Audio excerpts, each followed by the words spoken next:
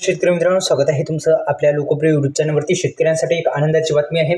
खरीप हंगामात झालेल्या अतिवृष्टीमुळे जो पीक विमा आहे तो आता येत्या 5 तारखेला शेतकरी बांधवांच्या खात्यावरती जमा होणार आहे का, एवढ्याच्या माध्यमातून संपूर्ण माहिती जाणून घेऊया। आपण पाहायला सुरुवात केलेल्या योजनाखोर लोकप्रिय युट्यूब चॅनल आता सबस्क्राईब करून बेल आयकॉनला ऑल प्रेस करायला विसरू नका। खरीप हंगामात झालेल्या अतिवृष्टीमुळे नुकसान झालेल्या शेतकऱ्यांना राज्य सरकारने 31,000 कोटी रुपयाचं पाकिट जाहीर केलं। त्यात पीक विमा योजनेतून हेक्टरी जी मदत आहे ती देण्याचं राज्य सरकारच्या माध्यमातून एक आश्वासन देण्यात आलेलं होतं। ते असं आश्वासन होतं की पीक विमा योजनेतून हेक्टरी 17,500 रुपये आम्ही देऊत, असं आश्वासन राज्य सरकारच्या माध्यमातून देण्यात आलेलं होतं।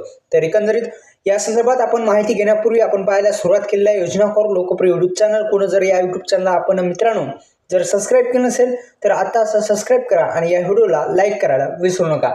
प्रत्यक्षात ही मदत महसूल मंडळातील पीक कापणी प्रयोगातून झालेल्या सरासरी उत्पन्नावर अवलंबून असणार आहे असं म्हटलं जात आहे। तर एकंदरीत आपण जर पाहिलं तर खरीप हंगामामध्ये मोठ्या प्रमाणात नुकसान झालं शेतकऱ्यांना। अद्यापही या 17,500 रुपयाचा जो पीक विमा योजनेचे पैसे आहे ते देण्यात आलेले नाहीत। दुसरं म्हणजे मुख्यतः आपण जर पाहिलं तर ही जी अतिवृष्टी झाली होती त्या अतिवृष्टी नुकसान भरपाईचे पैसे देण्यात आलेत।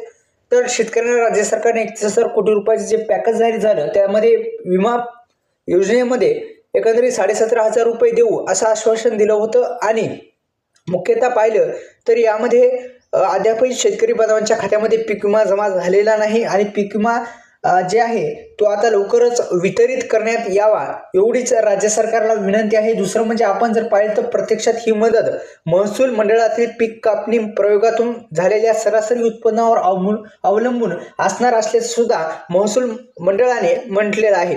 तर अशा पद्धतीने हा जो पीक विमा आहे तो शेतकऱ्यांच्या खात्यावरती लवकरात लवकर म्हणजे येत्या 5 फेब्रुवारीपर्यंत जमा करण्यात यावा। धन्यवाद।